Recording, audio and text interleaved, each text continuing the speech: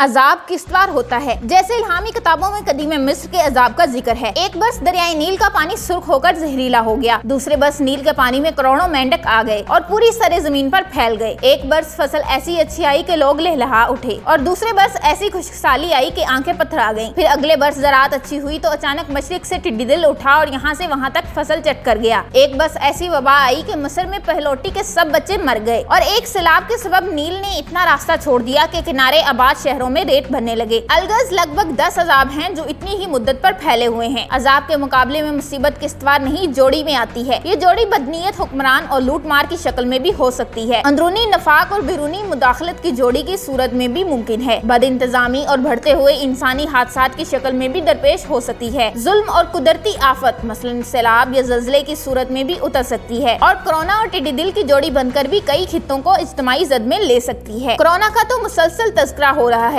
مگر اس کی جوڑی دار ٹڈی دل کی بات کم ہی ہو رہی ہے۔ کرونا کے بارے میں یہ تو طے ہے کہ وہ انسانی نظام صحت مسلسل آزما رہا ہے مگر یہ ثابت نہیں کہ اس کے تدارک کے لیے ہونے والے اقدامات کے سبب بھکمری بھی بڑھ رہی ہے۔ بالکل اسی طرح لگ بھگ 2 برس سے مشرقی افریقہ سے بھارت تک کے نیم حلالی خطے کو ٹڈی دل کی شکل میں کئی اشروں بعد جس سے اڑن عذاب کا سامنا ہے، اسے بھی اگر کرونا کی طرح مسلسل غیر سنجیدگی سے لیا گیا تو بھکمری اور اجناس کی وقتی نایابی یقینی ہے۔ میرا بچپن جس علاقے میں گزرا اس کی ایک سمت صحرا میں کھلتی ہے۔ گرمیوں میں 2 خطرات منڈلاتے رہتے ہیں، ایک سیاہ سرخ یا بھوری آندھی اور دوسرا ٹڈی دل، کبھی چھوٹا تو کبھی بڑا دل، اور کسی بس دل نہیں بھی آتا تھا۔ 60 کی دہائی تک ٹڈی دل کا حملہ بکثرت ہوتا تھا، پھر بلا ہو US ایڈ کا جس نے ملیریا اور ٹڈی دل کے تدارک کے لیے فضائی اسپرے کی وسائل مہیا کیے اور یوں مقامی حکومتیں تدارک کے گر سیکھنے لگی، مگر ٹڈی دل نے بھی بدلے حالات میں اپنی حکمت عملی اور جغرافیائی نشوونما میں عدل بدل جاری رکھا۔ لگ بھگ 27 برس بعد مشرقی افریقہ سے جنوبی ایشیا تک کے ممالک کو ٹڈی دل کے پہلے بھرپور حملے کا سامنا ہے۔ بھرپور حملے کے سبب یہ ہے کہ پچھلے 2-2.5 برس کے دوران تیز رفتار موسمیاتی تبدیلیوں کے سبب کرنے افریقہ یعنی ایتھوپیا، صومالیہ، کینیا اور مشرق میں سعودی صحرا، رب الخالی اور عمانی پٹی میں جو غیر معمولی بارشیں ہوئیں، ان کے سبب صحرا میں نمی اور سبزی کی عارضی بہار آئی اور یہ عارضی جنت صحرائی ٹڈی کے لیے بہشت افزائش بن گئی۔ سازگار حالات میں ایک ٹڈی 100 سے 1200 کے درمیان سالانہ 3 بار انڈے دینے کی صلاحیت رکھتی ہے۔ ٹڈی دل کا جھنڈ اتنا بڑا بھی ہو سکتا ہے کہ کراچی یا لاہور کے آسمان کے رقبے کے برابر فضا چھپ جائے۔ اس جھنڈ میں کتنی ٹڈیاں ہو سکتی ہیں اس کا اندازہ آپ یوں لگائیے کہ محض 1 مربع کلومیٹر کے نسبتاً چھوٹے جھنڈ میں 80 کروڑ تک ٹڈیاں ہو سکتی ہیں۔ یہ جھنڈ جب 160 سے 250 کلومیٹر فی دن کی رفتار سے سفر کرتا ہے تو صرف 25 منٹ میں لگ بھگ 35,000 انسانوں کی سالانہ غذا کے برابر فصلیں چٹ کر جاتا ہے۔ ایسا نہیں کہ ٹڈی دل کے تدارک کے لیے کوئی مؤثر نظام نہیں، نو آبادیاتی دور سے فصلوں کو لگنے والی بیماریوں اور ٹڈی دل جیسی آفات سے بچنے کے لیے پودوں کے تحفظ کا محکمہ پلانٹ پروٹیکشن ڈپارٹمنٹ موجود ہے۔ اس کا کام ہی یہی ہے کہ وہ ہمہ وقت اہم پودوں اور فصلوں کے تحفظ کے لیے مستعد رہے اور مشاورتی اور تحریکی کردار ادا کرتا رہے، لیکن جس طرح حالیہ برسوں میں ہر ادارے کے دائرہ کار کو اس سے بھی زیادہ کسی طاقتور ادارے کا دائرہ نگل گیا، اسی طرح پلانٹ پروٹیکشن ڈپارٹمنٹ کے وسائل و خود مختاری بھی وزارت خوراک، وزارت زراعت، وزارت ماحولیات اور NDMA کے درمیان بٹ بٹا گئے۔ پلانٹ پروٹیکشن ڈپارٹمنٹ کی شناخت و قوت بس اتنی باقی بچی ہے جیسے کسی ٹڈی دل کی یا تراکے کے بعد کسی کھیت کی حالت ہوتی ہے۔ چنانچہ آبادابی کی اس فضا میں یہی طے نہیں ہو رہا کہ صوبوں اور مرکز کے درمیان مؤثر رابطہ کاری، ٹڈی دل کے افزائشی علاقوں کے بارے میں معلومات کی بروقت تبادلے، اسپرے کے وسائل اور ٹڈی دل کی بین الاقوامی ٹریکنگ کی ذمہ داری اصل میں کس کس پر عائد ہوتی ہے۔ ماضی میں بین الاقوامی رابطہ کاری کا نظام خاصا مؤثر تھا، آلات تو آج کی طرح جدید اور ڈیجیٹل نہ تھے مگر نیت صاف اور غیر سیاسی ہوا کرتی تھی۔ چنانچہ عالمی ادارہ خوراک عام طور سے ٹڈی دل کے ممکنہ افزائش کے بارے میں متعلقہ ممالک کو باخبر رکھتا تھا اور علاقائی ممالک باہمی سیاسی، علاقائی، نظریاتی اختلافات پس پشت ڈالتے ہوئے کم از کم ٹڈی دل کے مقابلے میں اپنا ایک دل بنا لیتے تھے، مگر جب سیاسی اور علاقائی دشمنیاں عروج پر ہوں تو نفرت کی یہ فضا ٹڈی دل سمیت ہر طرح کے عذاب کے پنپنے میں سازگار ہو جاتی ہے۔ مثلا سعودی حکومت کی ساری توجہ یمن کی جنگ پر مرکوز رہی اور رب الخالی میں ٹڈی دل کو پنپنے کا موقع مل گیا۔ ایران اور سعودی عرب میں چونکہ معلومات کی تبادلے کا فقدان ہے لہذا ٹڈی دل نے بڑے آرام سے سعودی عرب سے ایران کا رخ کیا، وہاں سے اس کا ایک حصہ افغانستان کی جانب اور دوسرا حصہ بلوچستان کی جانب مڑ گیا، مگر خود پاکستان میں چونکہ معلومات کی بروقت تبادلے اور تدارک کا قحط رہا لہذا آج حالت یہ ہے کہ پاکستان کے کم از کم 51 اضلاع ٹڈی دل کے لپیٹ میں ہیں۔